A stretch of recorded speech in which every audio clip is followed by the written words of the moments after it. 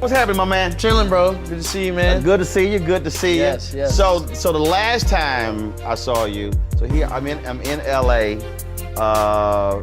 playoffs. I'm sitting trying to catch my Astros. We go out to eat. Just running you at the restaurant. Yeah, man. And so I was like, hey, man, we here doing these interviews. You were like, I'm down. Well, come on. Yeah. Let's go. Dude, ever since I first met you, you've always had like a good vibe about you, and that's what I really look forward to when I'm working with people, especially I've been in this industry for so long. Like, you just meet so many people that are kind of fake, but you've always been solid and a real dude, so I always support anything that you're doing, and I got you. I appreciate it, Yeah, it. And so I said, look, we got to chop it up.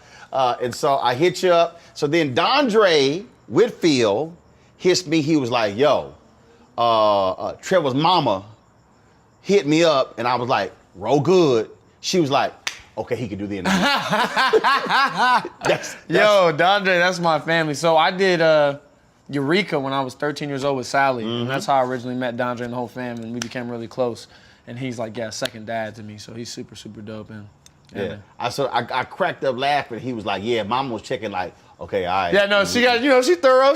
I like it. She got to check in, But I told her, but she's like, we got to make sure everything's good. Yeah. So what roles your mom play in your career?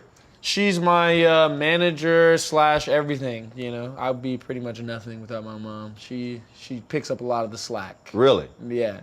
She's reading scripts. I don't even read scripts. Like, people say, I don't even know if I should say this on camera. It's all good. I don't read scripts. That's your process. I don't read scripts. I don't really, so I tell her to read it, and then I'm like, give me the rundown, the gist of it. Does it feel good? Do you think I do it? And so we kind of have like a good system there. So she reads scripts. She'll look out for different roles. Sometimes maybe an agent missed something. She'll find a job. She'll see something coming down the pipe and be like, yo, did you guys send him out for this? So she's very, very, wrapped up in my career for sure. Is that obviously that for some people that's the case, but that's different in that someone who birthed you, who raised you, who knows you, and you have absolute trust in her judgment. Oh yeah. I mean, and even sometimes I don't, but that's the thing. Like, I have so much trust in her that I can tell her that I don't like something. You know what I'm saying? Like, we have that kind of relationship where I'm like, I don't feel like doing this. This doesn't sound right. And sometimes she's like, come on. It's a push and pull, but I wouldn't rather have with anybody else. So when is it your mom but your manager? So is it like, for me, it's like with, I might have my niece works for me. Yeah. I ain't Uncle Roro. Oh no, at work. Yeah, we got a job to do. Right. My mom becomes manager mode when it's like tour and stuff. Like when I'm on tour and she's got to put on a manager hat. Just. And you like, hey mom, she's like, mm-mm. No, I'm like that. I'm like, yo, man, it's my manager. You know what I'm saying? Like I don't call her mom, But yeah, I guess it depends. But I'm pretty open about it. It's not something I shy away from. I always talk to people about like my relationship with my mom. I've met so many people that I've like loved and that I've talked to, and they're like, man, one regret I have is that I wish I would have spent more time with my parents. And so I never want to have that regret. So I'm like, even though she gets on my nerves, she's a mama. At the end of the day, I don't care if manager or whatever, she's my mom. So she'll, even just she'll be like, lotion, baby. I'm like, get off me, okay? Just let me breathe for a second, okay? I got it, dang, 25. But I love her, you know what I'm saying? So I'll deal with that, I don't care, you know what I'm saying? Life is short. Oh, indeed. You've been, so you got the acting, that's one piece, then you got the singing piece. So how long have you been engrossed in the arts? Since I was 3 years old, my man. Yeah, I started off tap dancing. So this is a story my mom has said. I don't remember it, obviously, but she said when I was 3 years old, I was flipping all over the house, doing backflips, and like, she's like, he's gonna hurt himself, he's gonna kill himself. So she takes me to a tumbling class, and I do remember this day. I'm walking to the tumbling class, it's this way, and there's like hallways and different things are happening in these rooms. And I like walked and I like saw tap dancing, and I was like, and that was like my birthplace into the creative world. I saw it and I said, I need those shoes, and I begged her for weeks. She was like, she says this to me says this about me to this day, like I get stuck on something and I can't, you know what I'm saying? That's all I want to do, that's all I want to do. So like tap shoes, finally I start tapping, I start competing and stuff, and anything that I fall in love with, I deep dive. So I'm like deep diving the greats at that age, and I'm just like, yo, who was the best?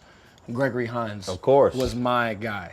When I saw him, I was like, hold on. And this is, I'm young realizing this, but I'm like 3 or 4, and I'm like looking at the TV like, okay, wait, he's on screen. So I want to be on TV. He's singing in this movie. When he's playing Bojangles, he was singing to the girls and all that, and I was like, oh snap.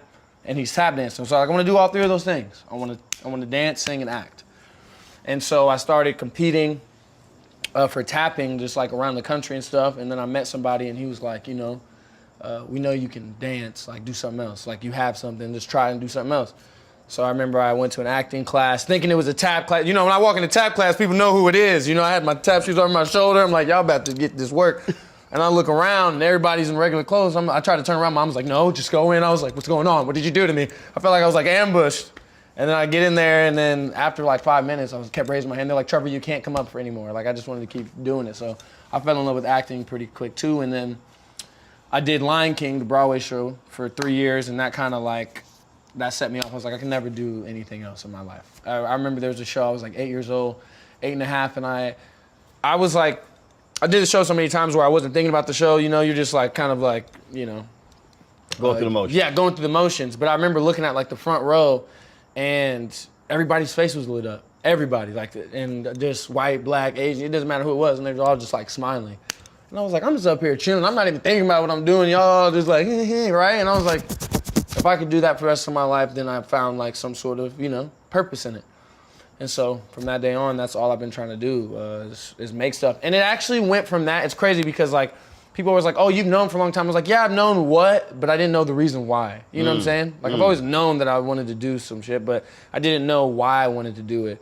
It's just like I was little, no, I want to be famous or I want people to know me. But, then I got older and I was realizing how important it was what art, I separated the art and the like celebrity of it all. Right. And art started to save me, you know what I'm saying? At a certain point, as I got older, I was like, writing music and creating things started like saving my life, so it's just kind of been a whirlwind. But anyways, it's a long story. So anyway, okay, I did Lion King. I got done with that, and it was like people kept saying it's either New York or California. Right. And I'm a California boy all the way. I surf, I skateboard. I got to be. Where'd you grow up? I grew up first 8 years in Indiana, and then I toured for 3 years on Lion King, and then I moved out here. So you're a California boy, but I grew up everywhere. But you were born and raised in Indianapolis, Indiana. The Midwest, where it's cold as hell 317, and it's snow. But I skateboarded out there, and I was the only kid in my family. You know, all these white boys skateboarding, and they all be playing basketball. Like, I'm going to skate park, man. I want to go skateboard, dude. But I loved it. You know, I always wanted to push the boundaries. I don't ever like being boxed into anything. And obviously, I still play ball and I hoop. I'm very good at it. And just in case anyone has questions, you know, don't get crazy. I hoop. But I always want to push it. You know, I'm like, yo, like life's too short for, and I don't like anyone's version of me but mine. Mm-hmm. You know, and so many people are like, oh, whether it's cultural, you know, expectations or societal expectations, I hate that. I'm gonna do whatever I feel like doing, and as long as I'm not hurting anybody, right. and I'm forcing myself to grow and showing other people that there's different avenues. That's why, sorry, I'm going on the tangent here, but sorry. Music. You gotta understand, I own the show. Okay, baby. So I don't have to answer to anybody. Right, so right. We're good. Good. But music for me, it's messed up right now in my head. Like I'm struggling because, and I've been saying this for a long time. I'm like, yo, a lot of these corporations or people that are running stuff push black people if they're doing a certain thing. Right. And what that does is it creates a butterfly effect of any young kid who, you know, wants to leave any situation they're in, and the only people they see are people that are doing this. So I got to be a gangster, I got to shoot, I got to sell, I got to do this in order to do it.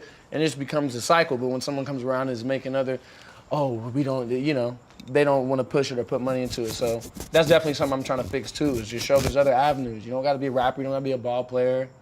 You could be a fucking country singer, you can be an opera singer, you can be a damn whatever, you know?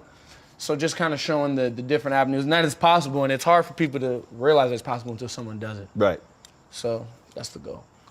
I'm gonna go back to tap. Yes, please. I love it. Because you mentioned Gregory Hines. Oh, that's my guy. But then you start thinking about Sammy Davis Jr. Yes. Many considered the greatest entertainer of all time. Yes. Man. When you talk about pure brilliance with tap dancing, Nicholas Brothers. Yeah, Nicholas Brothers. So they put the acrobatic in there before anybody. I mean that amazing routine. Yeah, of jumping off the stairs, backflip into the splits, which was done in one take. That was not multiple takes.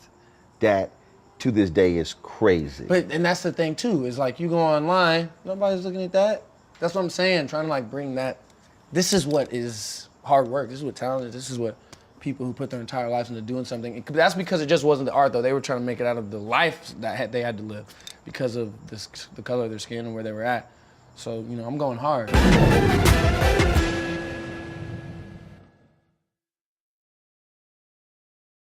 Don't you think it's time to get wealthy? I'm Deborah Owens, America's Wealth Coach, and my new show on the Black Star Network focuses on the things your financial advisor or bank isn't telling you. So watch Get Wealthy on the Black Star Network.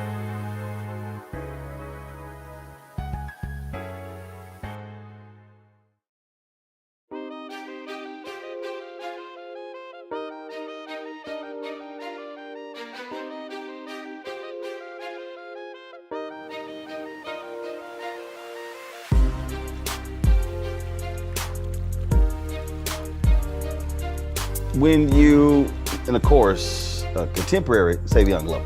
Yeah. Oh, I love him.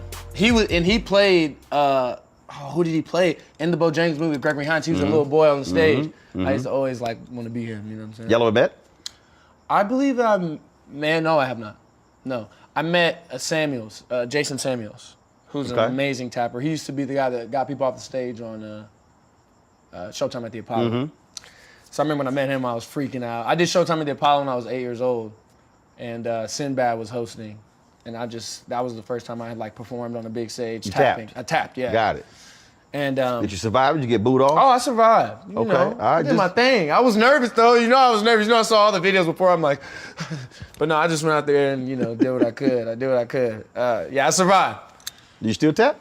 I can. It's like anything, you do it. If I put some shoes on, give me like a day. I'll be back. I'll be back. You like ride a bicycle. Right, for real. It is like that though. And I'm that person that's everywhere I'm at, I'm tapping, I'll be in a line, they'll be like, what are you doing? I'm like, sorry. It's coming at me. Overflow. When you mention when you mention separating celebrity and the art. Yeah.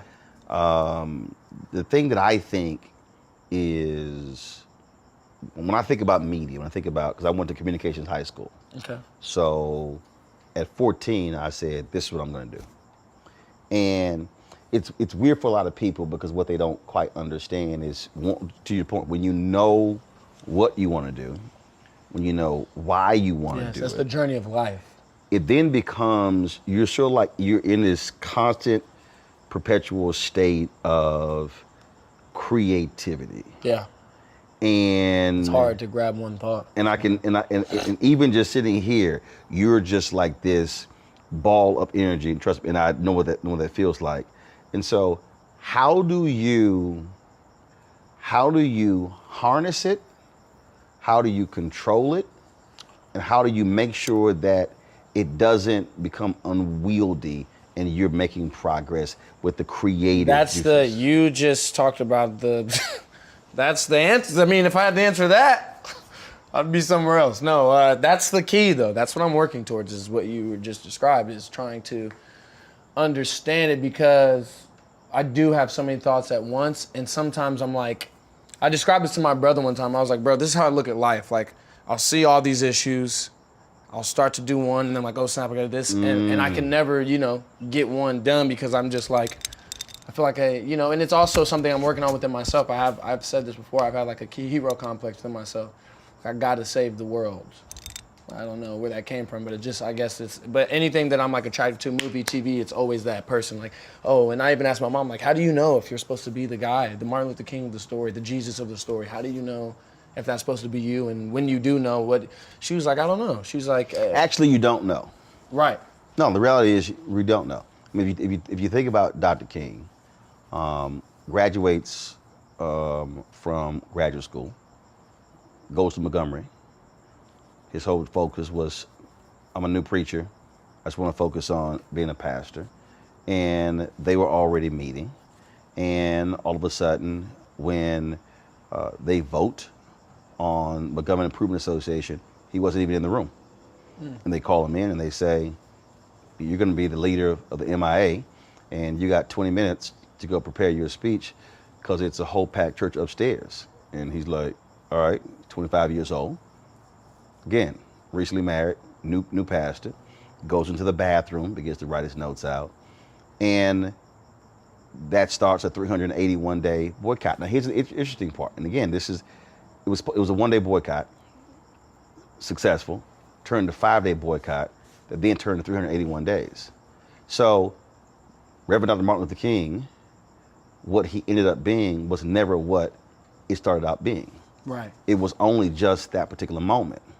And I think, it's not even a situation of, am I that person? No.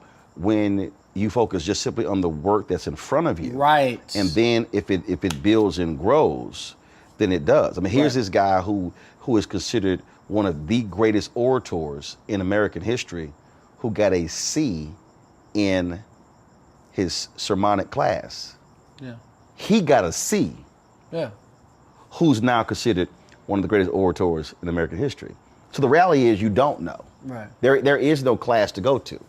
You just simply do the work, and then things simply go from there. And that's where I guess you could say I'm starting to realize that more, and just aside from the work stuff, just the mental work too. Because people like tell you, oh, you got to go to the gym, but nobody really, you go to school, there's no mental health education, there's no relationship education, there's no, just being a human, we just kind of like are pushed into this place of, be an employee and serve something else that's bigger than you. But, so I'm always thinking about that type of stuff too, running my own business, creating jobs for other people, creating whatever. Anyways, I'm thirsty for it, whatever it is. You can tell I don't really have quite my finger on it, but. But it is, so I'm trying to think, what year was it?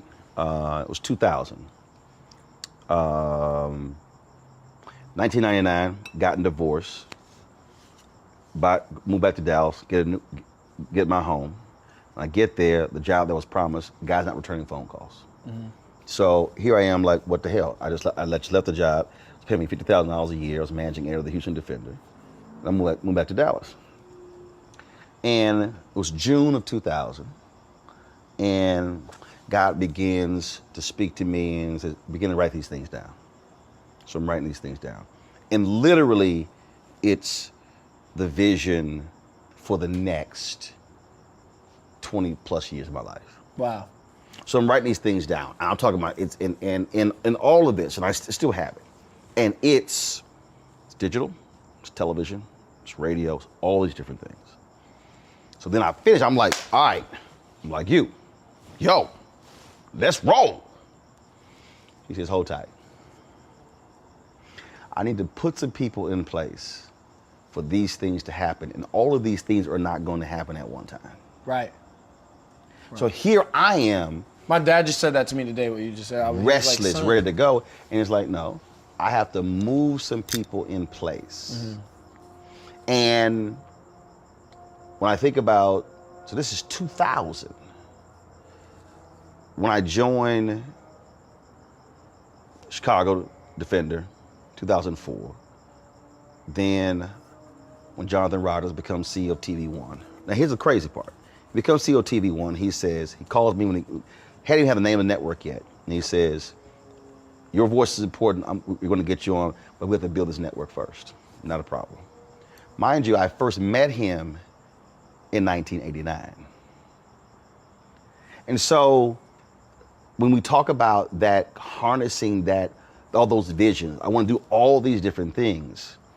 The lesson that I learned over the last 21 years is that all the things that I was given, I've been able to do. There's still more to do, but I had to have the patience to wait to allow them to properly unfold. Yeah. Because if I didn't, then it would have been premature. Yeah, and you wouldn't have been ready to carry it. So patience is actually, which is also biblical, because Habakkuk chapter 2, it says write the vision down, make it plain. Then it says, wait. And that's actually the hardest thing. It is, for a really creative person to say, hold up, but why did you put all this stuff in my head? Why did you give me this whole vision? And that's what I lean on. That's what I lean on when I get to, I'm like, okay, but I know you wouldn't have me thinking about these things or wanting these things if you weren't gonna figure it out and make it happen when it's supposed to happen, you know? And it's not that it's, because when you say it, I start this thing over here, what I've learned is I can nibble at this, but I can't invest a lot of my time in it because I'm actually doing this over here. Mm. And so it's sort of like, what's my primary, what's my primary job, what's my side hustle? Right. Then all of a sudden, and eventually what might end up happening is they sort of even out, now I gotta make a decision, what was my side might now become my main, and now it sort of shifts this way. Yeah. But it's learning, understand what happens at this time in life, and knowing when to say, let me pause that because I got to focus on this, because this actually is going to serve as the foundation for that all makes of it. that possible. Yeah, right. Absolutely. You said your dad mentioned that to you. No, he mentioned when you were talking about just the patience thing. I remember today I was talking to him and I was being honest. I was like, yo, I'm just kind of feeling like numb lately. Just like, you know, I'm not motivated. I'm just like the last week I've just been like sleeping and just like, you know, didn't have the you know what I'm saying? And he's like, but you have to learn to settle in all that. He's like, son, the things you've done in 25 years, people haven't done in 60, 70 years. And he was like, you have to live in that, you know what I'm saying? And I was like, I get that, you know, but that's just who I am. Like, I'm like, it's not enough. Like, you know what I mean?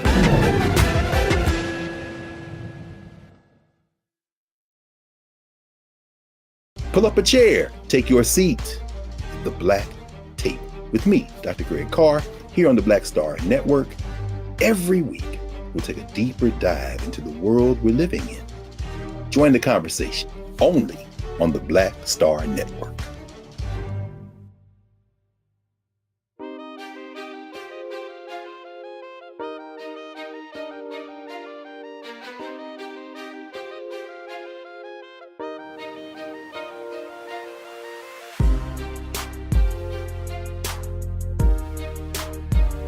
I hit my career goals by 29. I mean, again, communications high school, top student there. Yeah. Top journalism student in Texas A&M. So you're sitting here, you go, okay, all right. So I want to run a newspaper. I want to cover political conventions. I want to cover major news stories. I want to be news director of a TV station or radio station, like all these things. So Yeah. these are the career goals. Hit it at 29. Wow. So then it was like, Now what? okay, now what? Yeah. And so then it becomes again. So you sort of have this pursuit where people are like, oh, this is gonna happen, this is gonna happen, and then that becomes the driving force, as opposed to no. What I'm actually doing is really most important. Right. What's in front of you? That's when you said that too. I was like, it's yeah. the work. It's just, and so then when you focus on that, all those things are still gonna happen. Yeah. But it's still enjoying that moment, the work, and then what it reveals and what you're pursuing, and then and honing your craft, and all of a sudden, as you get older, that thing begins to unfold, and then that's when you become, man, thank goodness I went through all those different steps, because it forms the foundation and the basis for everything that follows. Yeah. Everything. Yeah. And that's another thing too, like, a part of my mind that I may like ignore is what you're saying has been proven time and time and again throughout my life. You know what I'm saying? Everything that I've felt that way about, in time it revealed itself. So it's just, remembering that, sitting in that, yeah. So right now, that you're doing television. Yep. You're doing movies. Yep. You've got music going on. Yeah. So all these things, what is actually main priority? What's second? What's to third? me right now it's music, but then again it's not, because it's more of the business side of the music. But for me, like, making music is easy. I make music. I have like 300 unreleased songs, making albums, making videos. You said 300 what? Unreleased songs. Wow. Yeah, just sitting. And that's when I go back to the unmotivated, I'm like, I can go downstairs and make a new song so I can sit for another year and a half. So when you say make a new song, so are you writing them? Oh, yeah. Performing them? And I don't produce. So typically I'll just go through my computer. People send me beats all the time. Just beat packs. So I send you like 20 beats or whatever. So I'll go through, boom, boom, write a song. Typically it's melody, and then I'll write it once I feel that it feels right, and then I'll write words to it.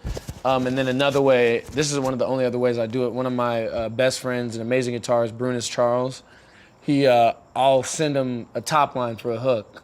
Like, I remember just the other day, there was a song, I was like, yo, sometimes people be in relationships and everything be going great, and you'll just want to mess it up for no reason, because you don't feel comfortable in a safe zone. Like, when things are going good, like, oh my goodness, like this is not real. Yeah, maybe like when you were younger, the only thing that felt like love was something dysfunctional or whatever. So it's like, now that I have some, so I was like making a song, I was like, why do we keep stopping at a green light? Like, every time if things are going good, the sign says go.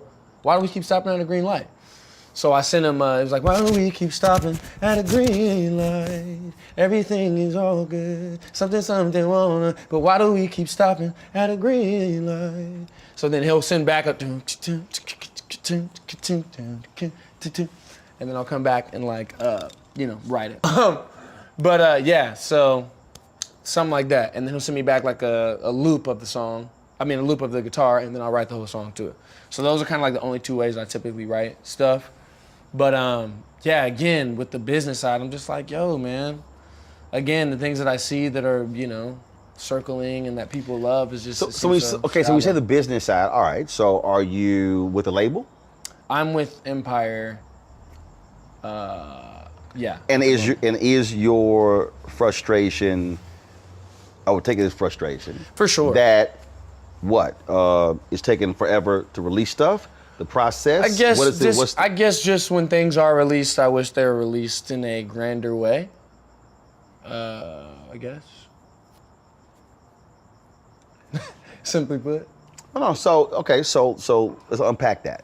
Yeah. And so when it comes to even that aspect of it, and you mentioned the business of it. You mentioned earlier want to be CEO, entrepreneur, providing jobs. Yeah.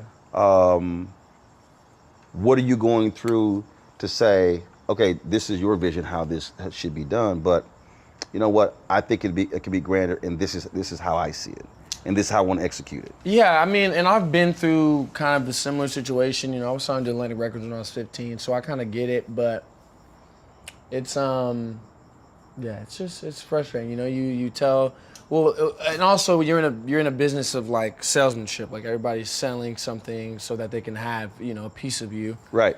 And you'll say A, B, and C, and that's the funny thing. Like a lot of these people say all these things to artists, and this is their life, you know. But to them, it's a business, and I get that. But anyways, I just want to be an artist. Well, what about the independent route, or actually the self-ownership route?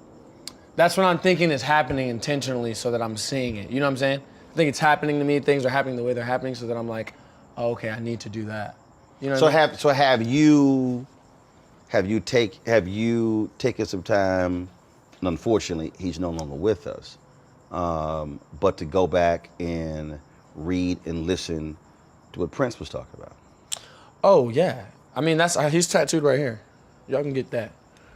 Because his whole deal was not just owning your masters, but owning all aspects of who you are. And he was encouraging artists to stop signing record deals, but only do distribution deals. Yeah. So I may start doing that too.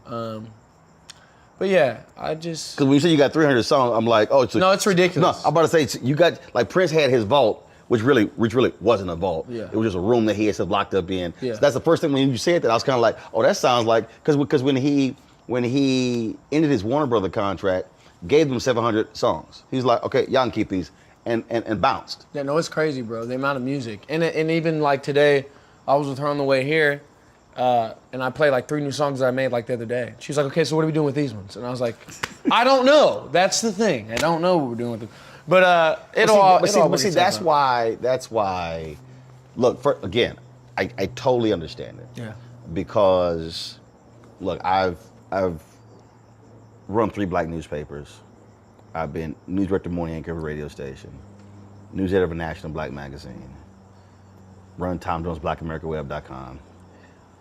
Worked at CNN for 6 years, TV One. I mean, all different places. Yeah. And one of the greatest frustrations was, and I'm telling you, I absolutely identify with where you are, was feeling as if I had on a straitjacket, handcuffs, and duct tape. Yeah. Because folks place you in a box. This is who you are. This is your skill set. Yeah. As opposed, it's like, no, hold up. I can write, I can produce, I can do this, I can do this. Yeah. No, we only want you to do this. And that was always the frustration. Yeah. And it was, okay, sure, we have a newspaper, but like literally I was running black newspapers in 1998 and saw in 1998 Today digitally. Yeah. And I'm sitting there talking to people and they look at me like, what the hell are you talking about? I'm like, I'm trying to explain to y'all where we're about to go. Yeah. And so as all the things were happening, I was grabbing as much independence as possible where I could. And then if somebody says, no, you can only do this here, then my deal was like, okay, fine, I'm gonna do this. You're gonna pay me for this, but I must have the freedom to do these things over here. Otherwise, I would go absolutely crazy if I was only limited to doing just this one thing. Yeah. And that was because the 2 words that have completely defined my career are freedom and flexibility. I love that. Freedom and flexibility. I have to have the flexibility to use all of my muscles, to use all of my skill set, and I have to have the freedom and not be held back. And I have been, since I was early 20s, I was willing to take less money. Yeah. To have my freedom and flexibility. Dude, I'm totally on the same page. Again, when it comes to music stuff, I just want it to be received the way that when I'm putting the work into it, you know what I'm saying? And I haven't been paid off music ever. Like, I mean, every time I've gotten paid, I think it's gone paying back to the label or whatever.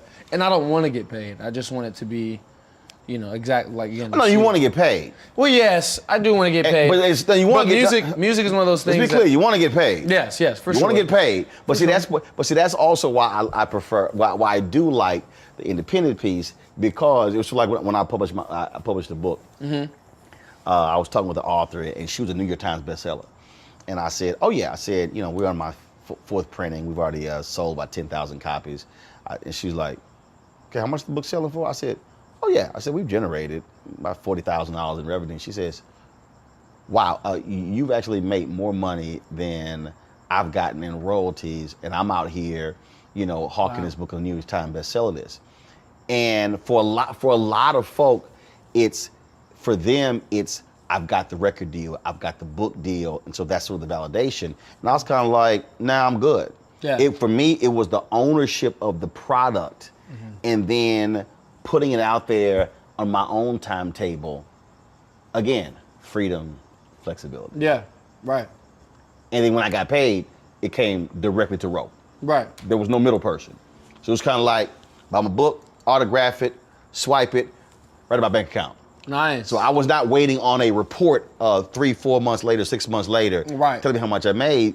And again, for other people, for them it was, yeah, but it's independent, it's self-published. I'm sitting there going, boo, when you get an ISBN number, it's the same whether they got it, whether I got it. Yeah. But it's not getting caught up in the hype of the label, the book publishing company, whatever. Right.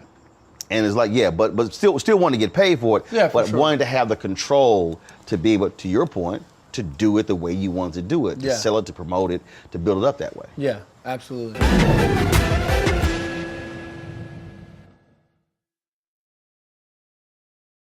Black Star Network is here. Oh, no punch! I'm real revolutionary right now. Thank you for being the voice of Black America. All momentum we have now, we have to keep this going. The video looks phenomenal. See, there's a difference between Black Star Network and black-owned media and something like CNN. You can't be black-owned media and be scared. It's time to be smart. Bring your eyeballs home. You dig?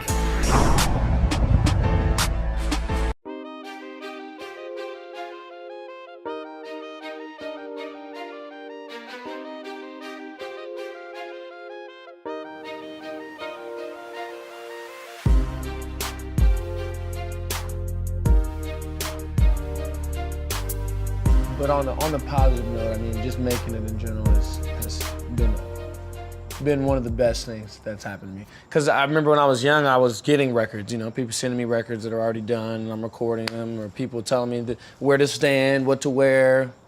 And so the fact that I'm able to write my own stuff, direct my own videos, kind of just leave who I am in my work is amazing. And that's the creative piece. Yeah. But then the flip side is what I call the business of the business. Mm-hmm. And it's a lot of folk who are really great creative people who really don't get the business of the business. Right. So I've been looking for that, I think, too. Whether it's a certain person, I don't know. I've just been like, God, I'm open to it. Mm-hmm. Whoever, because I know that I'm not that. You know what I'm saying? And if I'm supposed to be that, then I'll start learning or whatever. But even if there's someone to teach me, I'm definitely open to it. But yeah, that is critical. I mean, it is, and again, going to who am I? Yeah. Who am I? What is my skill set? I remember I was in a meeting with, this had to be about 2008, 2009. Obama gets elected, and I'm like on fire. I'm talking about, I'm speaking and people doing stuff. And so this major publisher wants to meet with me. And I'm like, all right, cool, we go meet. So I'm sitting in a room, and we're in New York City, and big conference room, and it's about 5 of them around. And so they're asking me, so what kind of ideas that you have? And so I mentioned this one and this one and this one. And they're like, yeah, we think that's really more a magazine article. So, they said, probably the third one. I said, I'm sorry. I said, let me be real clear. I ain't asked to meet y'all. Y'all asked to meet me. I said, now everything I just told y'all, it will be a book. I don't really need y'all to publish a book. And they were all sort of like, who the hell does he think he is? Yeah. I said, no, I've already published, by that time, I'd already published 3. Yeah. I said, now, I can take off writer hat. I said, and we could put on book publisher CEO hat. And we could talk about glossy or matte cover, the paperweight, font. I said, distribution. I literally, in a blink of an eye, named it all the stuff. Went right to the business side. Right. I said, so I want all of y'all to understand. There's the talent side, there's a CEO side. Right. I can do both. Right. And they were all like, okay. never signed with them, and I knew, and because I knew right then. No, yeah. I knew right then I couldn't sign with them. But you can tell when you meet someone if they're meant to be a part of your energy or not, for sure. Yeah, and it was just like, but the thing that got me was, I know this is a book, so you telling me no means nothing to me. It does nothing. That's how I feel about music, you know, and it's always somebody who's never sang a song in their life, someone who's never made a beat in their life. Like, actually, I think the hook, no. Actually, no. I appreciate you, but no. No. I've been in, bro, I used to, when I first got signed, they used to like have vocal producers and spend bread, like $5,000 on vocal producers to come in and record me. And I record myself now. Everything I do, I record myself. Right. But, you know, people record me and the niggas couldn't sing. They'd be like, actually do the line like this. Oh, yeah. I said, oh, you want me to sing it like that? That's how you want me to sing it? All right. And they'd be like, well, not like that. I'd be like, that's how you sang it. Do you want me to do it like that or no? You know what I'm saying? Stuff like that. But again, it's learned. You know, you live and you learn. You realize what works, what doesn't work, and you start doing it your own way, like you're saying. You got to be the CEO of your own stuff. And yeah, that's what this shark is. It's my company. It's Born Art. Mm-hmm. This is the logo. So it's a baby shark. And the reason why it's a shark is because sharks will die if they stop swimming. And that's my dad always tells me, like, slow down, Trevor, slow down. You're always on go, you're always on go. I mean, you even said it this time, you know what I'm saying? So, and then it's like he's biting the paintbrush or whatever. But Born Art is just, I was like, I had an epiphany, and I've been feeling this way for a long time. Just like so many people are trying so hard to be anything but themselves. You know what I'm saying? Anything but themselves. Because they don't think they're enough. That's why you got kids out here, you know, killing themselves, taking their life because they feel like who they are is not up to par with everyone else's beliefs. And I'm like, yo, everything was done delicately and intentionally. And so everybody was born art. You know, we were all born beautiful. We were born amazing. Whatever we're meant to do, only we could do that. Mm-hmm. And also it represents, again, like you were saying, not being boxing Renaissance man is kind of like also the thing of, you know, hey, we direct movies, we shoot videos, we act, we sing, we write TV, we, you know, just there's no limit. And I do think there is I think there is a fine line between having this multiple skill set, being really creative, and then being unfocused. Yeah. Because there are some people I know, they can do a lot, and I sit there and I'm like, okay, can you please show me where you completed something? Yeah, right, for sure. And we'll have these conversations, and they'll come back to me and they're like, yeah, but I don't understand, you know, why do you think are taking off of me? I'm like, because you didn't finish, Jack. Yeah. I'm like, sure, you wrote a book, but it's 80% finished. Yeah. Then sure, you worked on this documentary, but it's 60% finished. And I'm like, when are you going to finish up? Because at the end of the day, you have to, because it was something you just said. It was something you just said when you said about the creative process and in making it. So my wife's an ordained minister. Had a book. It took me 2 months to edit the book. It took me 2 months to get through the first 5 pages. It literally gave me a headache. Yeah. Because what happens is we actually talk differently than how we write.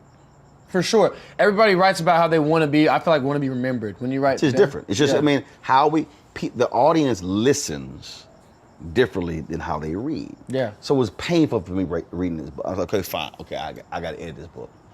And I was whacking stuff left and right, lacking stuff. I mean, driving her crazy. I was like, look, I ain't married to you. I'm the editor. So, I mean, I was killing stuff. But here's what was interesting. Book gets published. It's about 3-4 months go by. I was like, come with me. I should go in my office. I said, what's that? Oh, it's my books. I said, no. What's that in the corner? I don't understand, that's my books. No, what's in the corner is $20,000. It should not be sitting in the corner. It should be out of those boxes in somebody's hand. And I said, the absolute easiest part of this is to write the book. The second easiest thing is to publish the book. The hardest thing, the most important thing, is to sell the book. Mm-hmm. And there are a lot of people who they think just writing the book is it. Yeah, no. And I'm like, no. If you actually want people to read it or hear it or watch it, You got to Gotta put go it out sell there. it, yeah. And that's I think that's probably for a lot of really creative people is a hard thing to really fundamentally grasp. It is because it almost feels inauthentic. I feel like, I'm gonna speak personally for me, I know I struggle with that. You know, that's the main thing people on my team is like, you don't post enough or you don't talk to people and you don't blah, blah, blah. And I'm like, because I don't like doing things because I feel like I have to do them. And when I make music, I don't make music because I feel like I have to make music because I love it. Right. And so if I'm gonna talk about it, I want it to be real. I want it to be something like this, you know? Like we're kicking the shit. But like when you get on here and it's like, I just feel like I'm a monkey almost. Like I'm just like performing for some like, and it's just me, but I'm working on that because I know it's a part of it, but I'm like, how much am I willing to not be myself in order to sell something that I think? But here's the deal though. You can still be yourself. Right. So it's actually not I'm being different. What it is I am being me. Right. So when I shot the video saying, yo, I'm about to have this interview with Trevor. Mm-hmm. Yes, saved it, put my Black Star Network logo on it, posted it. Yes.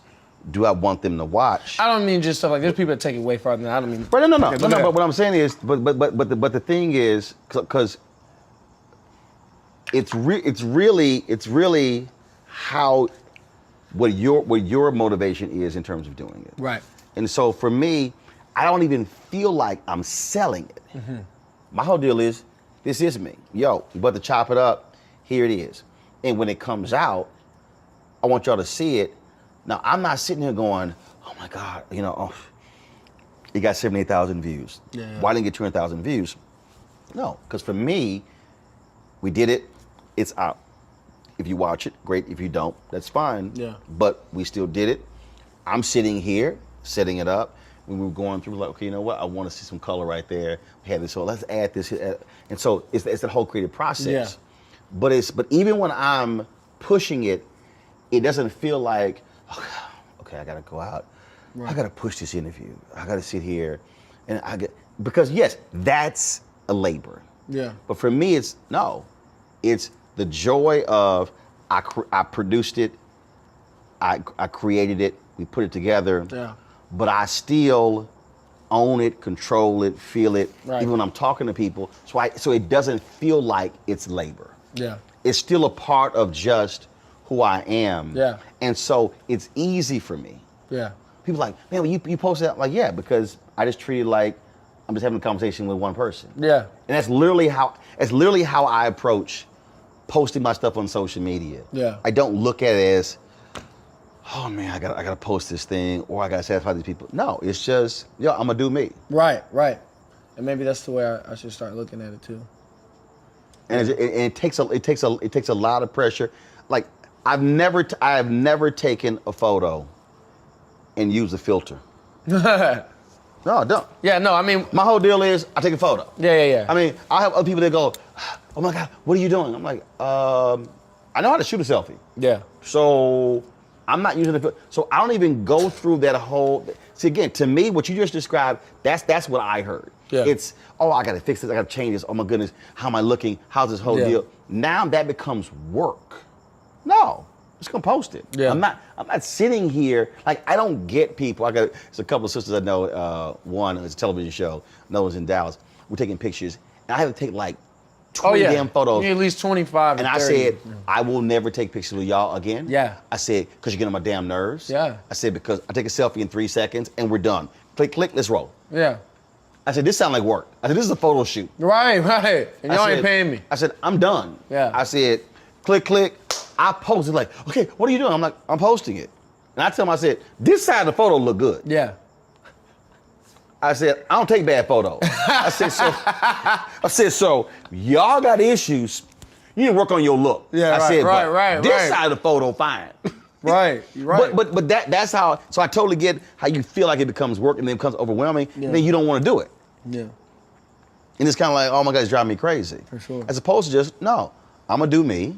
Right. It's gonna be natural. It's gonna be organic. It's gonna be free flowing, and people actually receive it that way, and they also know, oh, that's just being regular. Right. Exactly. Just being regular.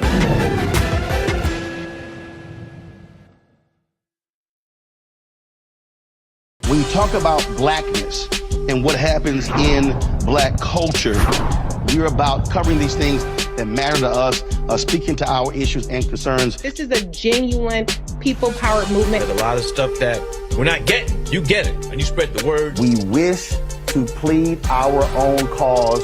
Too long have others spoken for us. We cannot tell our own story if we can't pay for it. This is about covering us. Invest in black-owned media. Your dollars matter.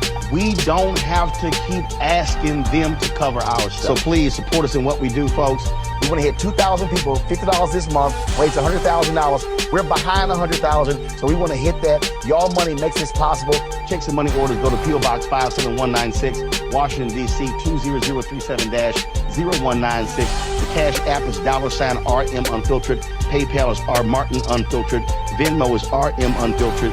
Zelle is Roland@RolandSMartin.com.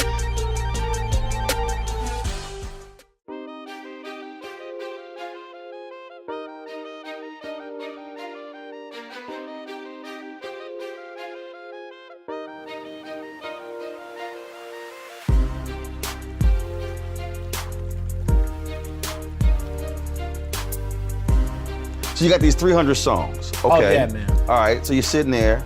So what are you gonna do?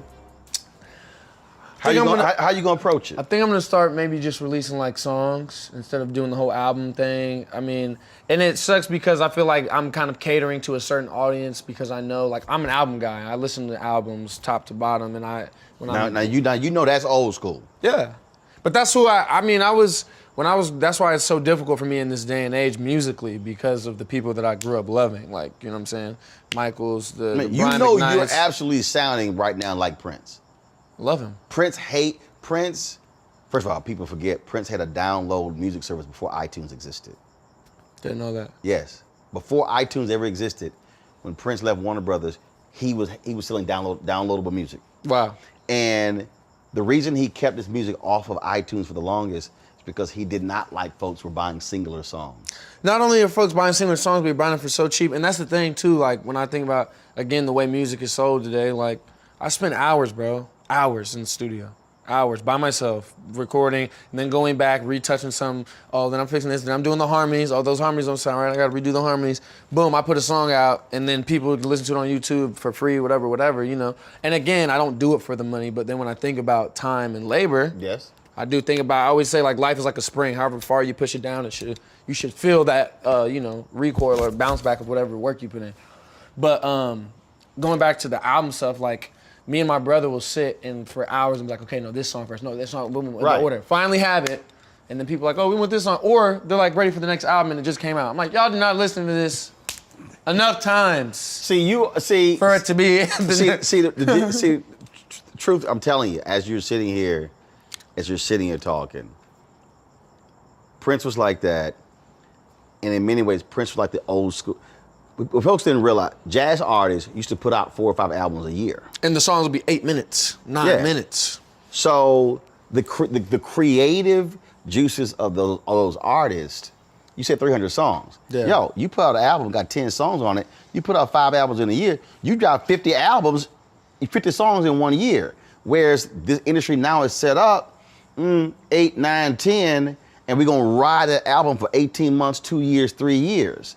I just feel like I'm just there you go. Getting older. I'm like, there you what go. the heck is happening? You know, Which is why for your sanity is gonna have to be do your own thing. Right. You see it. You gonna go crazy, dude. If they sit and tell you we gonna drop this album and we gonna ride this sucker for 24 months, you gonna go crazy. Oh yeah. I will. I am. No, I'm joking. Yeah, you are going to absolutely lose your mind. And then it's crazy too, because you make a song, you're like, oh, this is dope in this time. You wait a year or two, then you hear somebody make a song and put the same lyric or something, you're like, I did this shit 2 years ago. Oh, and he's the first one that did it. But I made it, But it goes back to what you're saying, be the leader of your own ship, be the captain of your own ship. I think I might have to start doing that though, for sure. Yeah, you will absolutely go crazy. Yeah. Yeah. Yeah, man. Because I don't believe, I remember we God, what year was it? CNN. I remember. So Mary Matlin's Republican. They had me and Mary doing this segment, which actually could have been. They should have had turned into a show, but they didn't want to do it. And so I remember we were leaving CNN building at one time Warner Center, Columbus Circle, and I was I'm talking about I was in the exact same position as you. I was frustrated because here I was. I knew I was ready to do a show. They were not going to give me a show, but I was valuable to the network because the black viewers I brought in. Yeah. And it was frustrating. And this is what she said to me, and I think this applies to you. She said, Roland, you are a thoroughbred who they have locked in the stall. Right. And she said, thoroughbreds are meant to run. Yeah. And she said, you are kicking the shit out of that stall, the walls, and the doors. And she said, thoroughbreds have to be released to run. They literally cannot stand being locked up. Yeah. They have to run. Yeah. So I think you have to figure out in this process, how are you going to be able to run? Yeah, for sure. For sure. Because see, as really thinking about and then processing what you said, I think part of what's also driving you crazy is that because you're not able to run in music, it spills over to frustration in other areas because something over here you're not seeing be completed. Yeah, fulfilled. And fulfilled. I've said that to some people I know. I was like, that's the only. First of all, I'm a peaceful person because I've kind of seen the pattern in life. Nothing stays bad, nothing stays good. It's a dance, and I've learned to dance with it smoothly. And I've seen like the fruits of my labor in other areas, but when it comes to music, I feel like I haven't. The amount of time I put in, I don't think I've seen the return on that I'd like to see. And so that would be my only, I can't be mad because I'm alive and I'm breathing, but if I could say I'm disappointed by something, it'd be that. It'd be musically, I feel like I'm just, and I'm not, I'm never a braggy person or anything like that. I just know that I'm good. And I know that I write great music. I know that I sing it. And I know I put on a good show. I, play instruments. So it's just like, there's no bias from that, my opinion right. of me. I love music, and I'll see stuff of me on screen, like, oh, that was shit. I could have done way better than that. Or I see a live show I did, oh, that was pitchy. I could have done way better than that. It was awful. You know what I'm saying? So I'm never like, just because it's me, I think it's good. It's like, yo, I'm like that with anybody I see do what I do. I need to see that they've, put the work and time into it. But yeah, that would be the only thing I'm like, I could, You've worked with a lot of great people. I'm very blessed to say that, yes, and been inspired by a lot of people. Who are the folks you say that you've worked with that you've really learned from? Whew. Dude, there's so many people, and it's like most of the people that if I like think about it, that if I say I learned something, it's not even something they taught me. It's just watching them live, as just a bystander, and just seeing like how they handle a room or if they're doing a scene. But I'm trying to think. I'm just gonna say because I'm a huge fan and because there's some other stuff that I can't get into, but Andre 3000 was just like one of those people, like I said, that I just watched, but also like he reached out to me and like communicated with me on some other stuff, and I was just very, very like blown away, like that he would even care enough, you know what I'm saying? And see, it's funny that you brought him up because he is in that space right now where he is completely not unmotivated to do music, but it's just sort of in this no man's land of he's done all these different things, and it's just sort of like, okay, what's next? Yeah, right. I heard this podcast he did that was just amazing. And I gotta see it. I haven't seen that. It was. I think it was with. I forgot was it Dave Rubin? I can't remember who it was with. And it was just very interesting listening to him, how he said, I'm just not in a space where I want to do music because I'm not impressed with what I'm hearing. Right. And that's another thing too, when you were asking me earlier about myself and how do I like my energy and all that stuff, I feel like I perform. Rick Rubin. Rick Rubin, yes. I feel like I perform best when I'm challenged. And someone's like, you can't do that shit. That's like when I'm like, okay. And I feel like I would do my very best, even like if I go to the gym or anything, like someone saying I can't do something, that's when I really, and I've got to work on not needing that to push myself. So, okay, which forward. means, and that's where you create a situation where you actually are the one challenging yourself. Yeah, exactly. See, I don't look at other people. I don't sit here and say, someone's like, oh, well, your show is not on this platform. I'm like, doesn't matter. Yeah. I literally, for me, I'm actually competing against myself. Right. I'm challenging myself. Right. How great. It's the only person that I think is as good as me. There you go. Honestly. There you go. And it's hard people understand that. Yeah. Who else? Andre 3000, who else? Andre 3000, dude. Sorry, I'm going back through the brain here. Because I have met a lot of people. I'll go back, it's kind of the same show. John Ridley was a director that he pushed me in a way that I didn't like, but then I realized I loved it. You know what I'm saying? He made me uncomfortable. Directed you in what? And the same, the American Crime. Got it. That I did with Andre 3000. And I remember we did like one scene and he kept saying like, I was doing this scene and I kept like moving. And he was like, nope, start over, nope, don't touch me. And he did it for so long and I was getting pissed. And then I watched it back and I was like, oh, that's why he was doing that. And that's when I fell in love with directing. Because I was gonna quit acting at one point and then I did American Crime and I re-fell in love with everything that has to do with creating movies or TV. So that's another person. Oh, I'm just trying to think. And I know I'm gonna leave here and I'm gonna be like, oh, why did I say this person? Dude, my older brother is one. Ian Jackson, shout out. Dude, I don't know. I'm trying to think. We just lost someone. What did you learn from Michael K. Williams? Ooh-wee. Yep, see, that would have been the one of those. I mean, yeah, even like talking about that it's difficult for me. Even when it happened, still hasn't really. But yeah, no, I just think that it was like belief in oneself. I felt very like, I posted about it. I was just like, yo, I felt very weak and afraid of my greatness and my potential. And I felt like I was self-sabotaging because I would rather it happen from some like other occurrence than me not being good enough. You know what I'm saying? I'd rather be like, oh, any other reason than that. So let me make it easier on myself if I fail. You know what I'm saying? The hardship of it all. And I remember I was like crying. I like fell to the ground. He like picked me up and he was like, look at where you're standing. Look at why you're here. He was like, you wouldn't be here if you weren't supposed to be here. And again, what I care about more than anything is how a person treats other people. I don't give enough how good you are at what you do.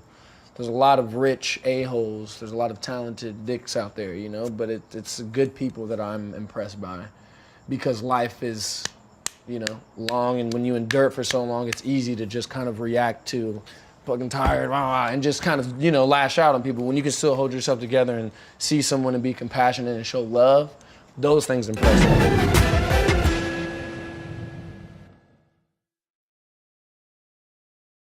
Black Star Network is here. Oh, no punch! I'm real revolutionary right now. Thank you for being the voice of Black America. All momentum we have now, we have to keep this going. The video looks phenomenal. See, there's a difference between Black Star Network and black-owned media and something like CNN. You can't be black-owned media and be scared. It's time to be smart. Bring your eyeballs home. You dig?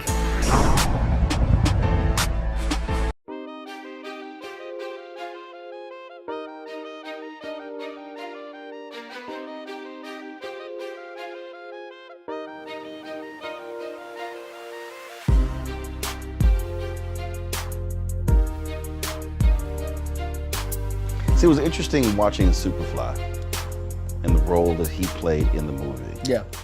And when he died, Yeah. I immediately thought about I wonder if that mirrored their relationship off screen. Yeah, definitely. It was obviously it's less harsh, And again, the things, it wasn't like he was pressing on me a way to be, but it was the way that he was. You know what I'm saying? And again, the reason why I was talking about the way you treat people, he treated people, everybody, with love. Even if it was something he didn't want to do. Oh no, I'm not gonna do that, beloved. Thank you so much, though. You know what I'm saying? Like. And he was very much about energy. Yeah. Because we met at the American Black Film Festival. We had met several times before. Yeah. But at ABFF Honors in 2020 was the first time we actually got a chance to talk. Yeah. And he just kept saying, man, I love your energy. Yeah. I love your energy. He's like, yo, he said, we gotta exchange numbers. Yeah. And we never got a chance Yeah. to talk after that, to interview after that. And I hate that we didn't. Yeah. But he was very much about.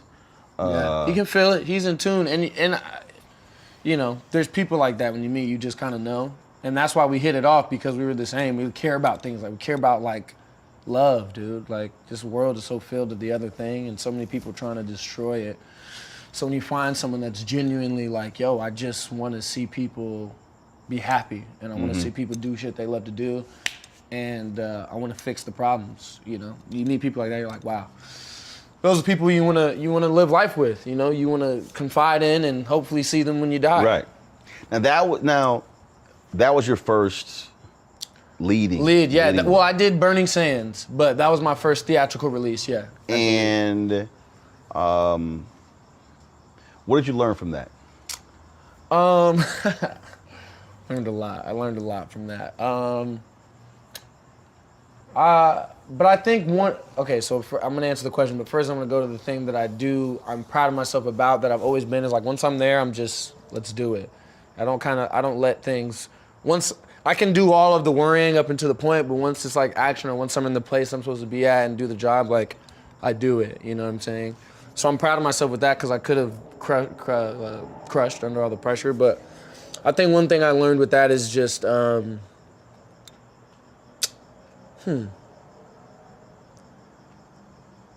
mean, I was growing up when I was doing it. I was 21. I was playing 27. And even people I was doing the movie with, like, people that were, like, PAs or whatever, when we got done, they were like, we thought you were, like, 30. I was like, what?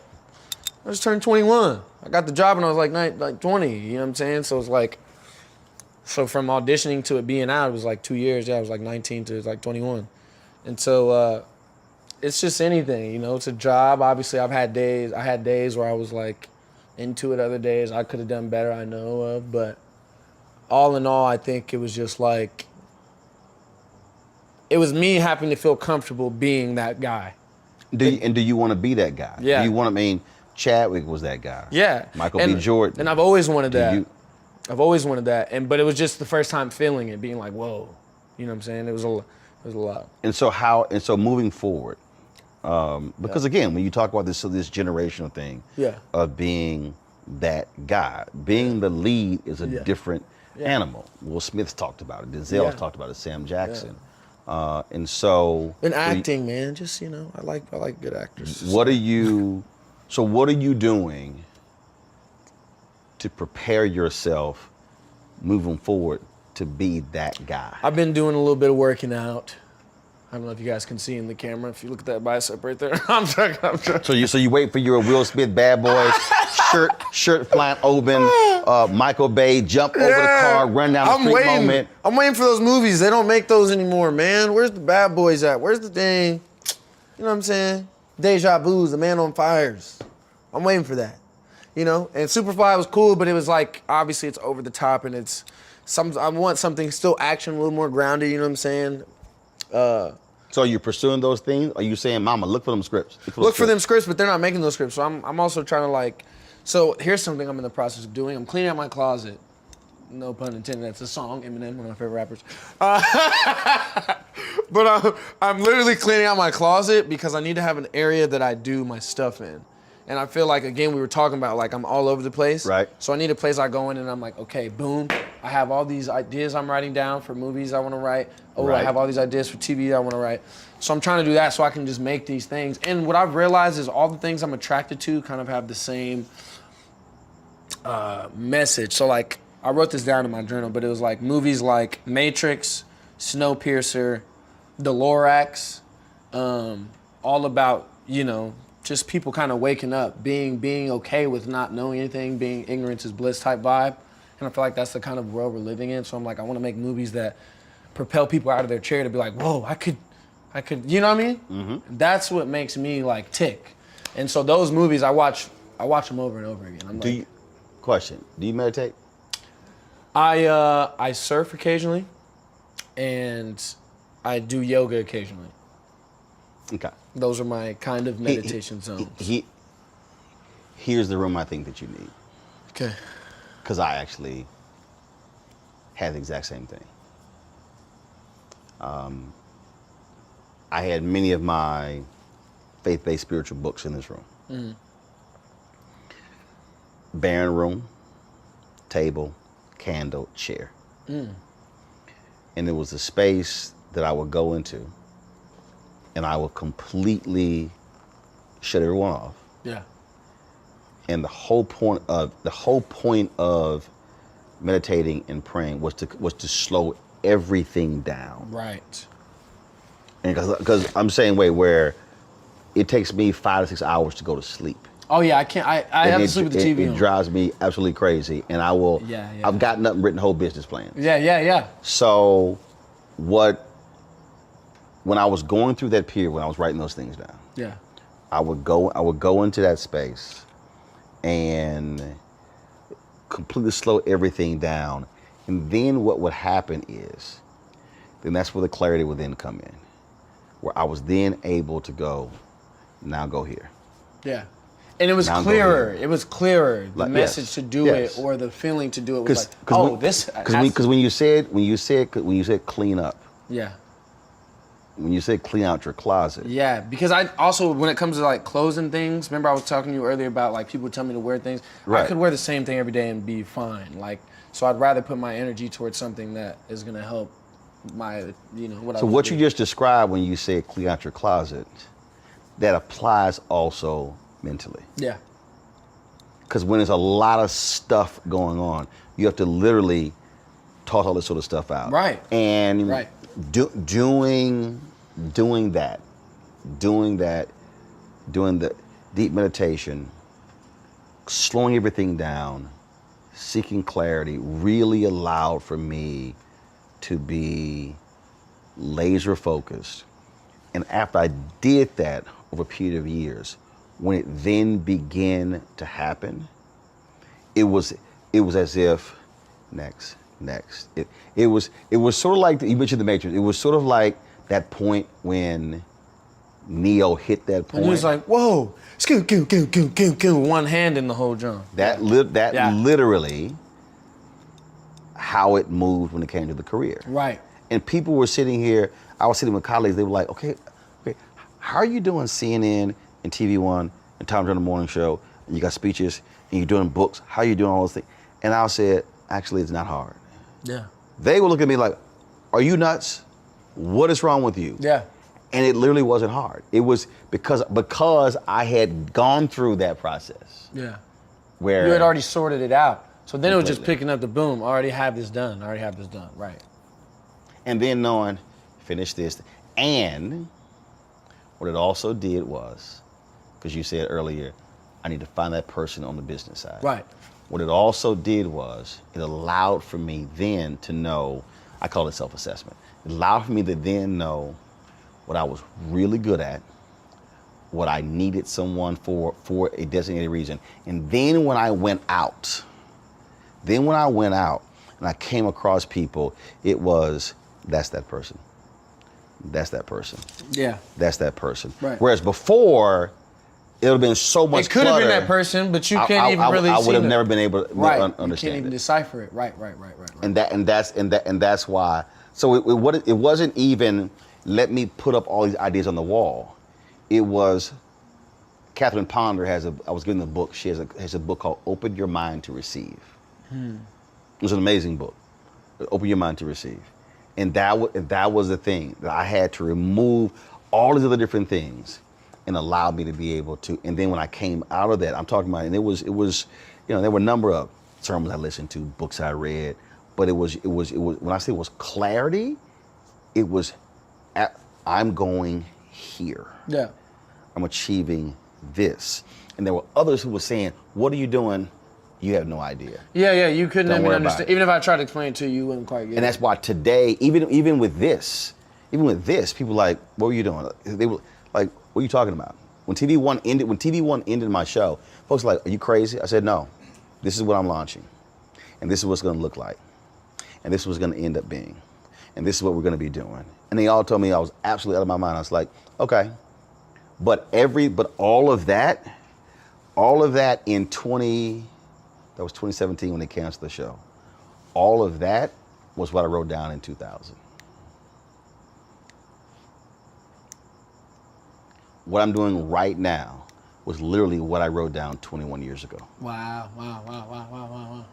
And so everything, all of these things since 2000 line up for this moment. So the business people I met, the marketing people I met, the distribution people I met, the technical people I met, all those different things all then came together. And I remember talking to my agent that offered me a deal, and I said, I'm not gonna sign the deal. He's like, bro, it's easy $330,000. I said, I'm not gonna sign the deal. I said, Mark Watts. He's my fraternity brother as well. I said, Mark, What fraternity, if you don't mind me asking? Alpha Phi Alpha. He said, look at the ring, look at the ring. I said, Mark, I'm 49. If I don't do this now, I never will. Right. And I said, I don't know of anyone else any other black journalist who can launch this type of independent company and be successful. I said, I have to do it now. And I literally walked it. So I was walking away from $330,000. Did not have replacement. The only outside income I had while I was still doing Tom Joyner morning show, and that was around $48,000. I started Tom Joyner, was making $250,000 a year for my segment. And then by the end of its run, in its final year, it was $48,000. And I sat there and I said, I have to do this. And people told me I was absolutely out of my mind. Just when I MSNBC, CNN, I said no. People said, do a podcast. I said no, because I actually launched the first Black News Source podcast in 2005. Wow. And I was literally, and people, I'm talking, everyone said I was absolutely crazy. I said, nope, I'm doing this. And that was only because of having that moment of clarity that carried me through every single day. That reminded me of a moment. I don't know if too many people know this, but Disney did that for me when I was young. After I did that movie, Let It Shine on Disney Channel, the head of Disney brought me into a room with all the other executives where I was sitting there, and they were like, we want to give you the keys to the kingdom. They literally said that. Wow. They were like, we want you to have your own show, we want you to have your own doll, we want you to do all this, you'll be everywhere, any movie you want, and blah, blah, blah. And I was like, okay, sick. I was like, what about music? And they were like, music would come second. And I was like, And I was like, can I sing for y'all real quick? And I sang. And after I sang, they were like, yeah, that's great, but we would still want to. And I was like, all right, no. You know? And my agent cussed my mom out. This is our joke to this day, is like the whole Hollywood kid. He was like, what the fuck are you doing? This is the biggest opportunity. People dream this shit, they kill themselves, come out, blah, blah. But I knew what I wanted, you know what I'm saying? And thank God it happened the way that it did, because, roles that I eventually wanted to do, probably wouldn't have been able to do. So just saying, like, knowing and sticking by what you believe in is so, so important. But yeah, that happened when I was 15 years old, 16 years old. Wow. Everything. Who do you want to work with, I don't care, music, movies, that you have not gotten an opportunity to? Who you really want to do something with? And this is gonna be another one of those I leave here and I'm like, I should have said. But Denzel is the obvious one. I'm nothing without Denzel, I will say that, acting-wise. Like, I've never... You talked to him, met him? No. I'm scared. I'm just like, please be awesome, please be cool, please. Really? Yeah. Huh? What do you mean, really what? Really? Haven't talked to him, haven't met him? No, never, dude. Never. What? You want to? I would poop myself. Literal poop. Sorry, guys. It's a little graphic, but it's true. I love Denzel. I literally, him, Will Smith, you know what I'm saying? These are people that I was... Met Will, talked to Will? Met Will when I was 11. Met Will again when I was 17. But when I met Will when I was 11, me and my mom, when we first moved out here, the story's crazy, I'm gonna be honest. Moved out here, my mom spent Did y'all talk? Or you just met him? Me and Will? Yeah. For 2 seconds. So I was 11 years old and I got invited to a table read. I don't remember exactly how it went down. But I go to the table read, I'm 11 years old. He walks up, he's like, I'm Will. This is the first time me and my mom are meeting anybody, you know what I'm saying, like this. And I'm like, the fuck, right? So I meet him, and then I remember going to his bathroom in his house, and as I'm walking, like the lights are like coming up on each of his billboards. Meanwhile, I've seen each movie at least 48 times.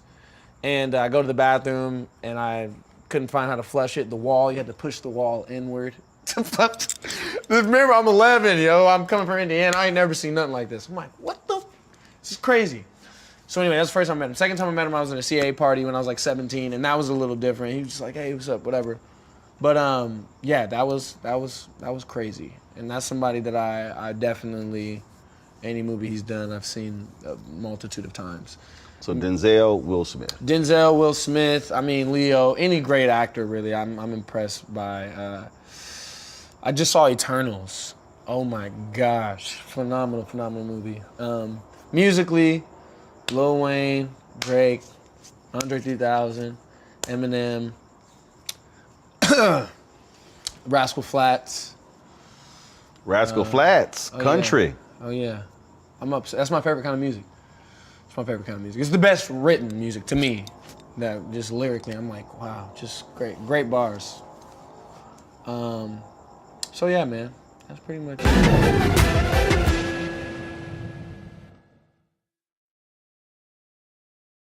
Black Star Network is here.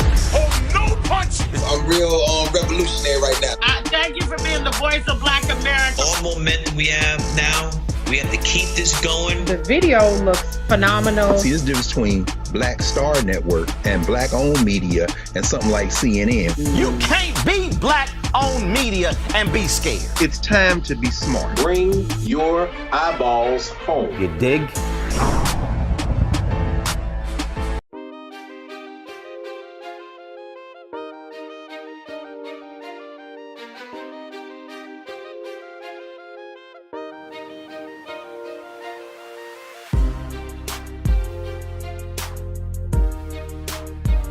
Oh, before we go, I gotta ask you about aliens. We gotta talk about aliens. Aliens? Yes, do you? Because that's another thing when you're talking about all these things, my mind, that's also what I think about is that I'm on a rock in the middle of space. Okay. Floating about, stars everywhere. And people are worried about how their hair looks. You know what I'm saying? Okay. I'm just kind of like. Now, first of all, as you were talking, I just want you to know, as you're talking. Yeah. Hold on. So I just sent Will a text. Okay. He's trying to make me poop my pants again. You saw? We already had this combo. We already had And I just sent a text to Denzel's wife. Wow. Paulette. So. Wow. I don't even know what to say to that. We gonna make that happen. I would literally probably collapse. I mean, Denzel's one of those like rewind 7 seconds. I remember when I was at WB Studios shooting Cold Case, my first job ever on screen. And you know, I'm doing school at this time, so they're like, hey, we can have a little field trip. We're gonna go to like the WB museum while we're breaking between scenes and shit. So we go, and I remember training day, there was a page, just one page from training day in there, and he had circled every word on the page and then did an arrow to how he should feel at the time he's saying the word. And then between the words, he was like, take 2 breaths here. Then, like, it was so meticulous, I was bawling. I was like looking at it like, and I was probably like 14. But I was just like, that's what I'm talking about. You know what I'm saying? And well, we gonna make that happen. Yeah, that'd be crazy. And so, yeah, I'll let you know awesome, when they hit me back. I would literally. But you cannot poop in your pants. I will prepare. You know what? I'll go poop before. Where depends. Oh okay, man. Okay, where depends. Oh man, yeah. Where depends. I'll go okay. beforehand. You said before we go, you want to talk about aliens. Aliens. What's your thought on it? Because these are things outside of all of it. Do I believe? You mean do I believe in aliens? Do you think that humans on Earth are the only life source or any Absolutely not. Okay. And so absolutely not. I say this to say, although we're talking about things that are immediate within us, you know, we do entertainment, all these other things. another 80% of me is always thinking about things like that. It's just like, you know, so when issues arise in my life, I'm like, okay, but also there's just bigger fish to fry. But like, you know what I'm saying? Like, just bigger things I want to worry about. And like, I don't know. I just have a lot of questions. We give God to get you to meditate. Yeah. I'm talking about, you think about aliens, Yes. bigger things. It's you real. said, am I supposed to be the next Martin Luther King, the next Jesus, all this sort of stuff Right. along those lines. You have all of these things. You're 25. Yeah. I'm an old man. This is about harnessing all of that energy Right. and channeling it. Yes. That's what it's all about. For sure. For sure. Because I know exactly where you are. Yeah.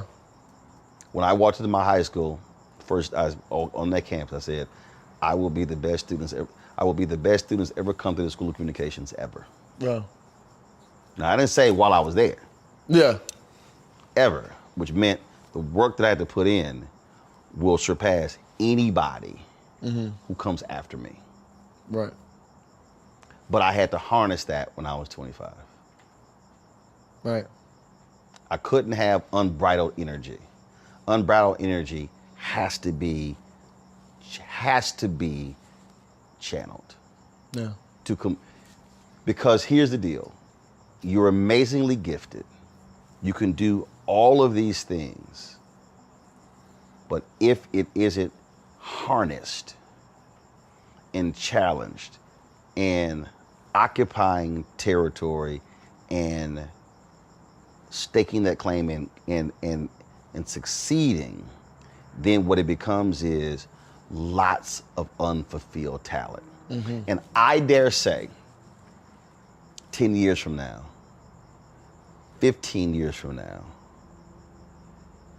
when you're 35 and 40, you'll be even more disappointed to have all of that and not hit the goals that you wanted. Yeah, for sure. For sure. But even outside of entertainment, it's even just like, you know. I'm not speaking just entertainment. Yeah. Because see, I think about Harry Belafonte. I think about Dick Gregory. Yeah. Dick Gregory, who walked away from making millions of dollars and then committed his life to civil rights. Yeah. Harry Belafonte, who Paul Robeson gave him the mantle of, no, you're not an actor, you're an activist who's also an actor. Right. And so what I mean by that Right. is Okay, that makes sense. Yeah, that's what you're saying. the things that you want to do, you could do all of those things, but the reality is something still has to come first. Yeah, right. Hit those markers that then leads to that next thing, and then leads to that next thing, and leads to that next thing. Right. It all still has to flow. Agreed. Let's make it happen. Oh, I will. I have to. Otherwise, you see, I'll go crazy. I got to do it. I'm always. See, now you're gonna get a text every month from me. All right, what's up? Where are we? What's up? Where are we at? What's going Hey, on? I'm actually producing a few things right now, films. One that I pitched to Kenya years ago, and now we're like getting it moving. And then another one. Kenya Bears? Yeah. Cool. And then another one that I'm doing with my homie. But yeah, I'm definitely on that side of things for sure too. Well, good. Thanks. Good to chop Let me it know up. when you want to come hear the album, bro. Come on now. You know we're going to do that. Yeah, you got to do that. Do you act?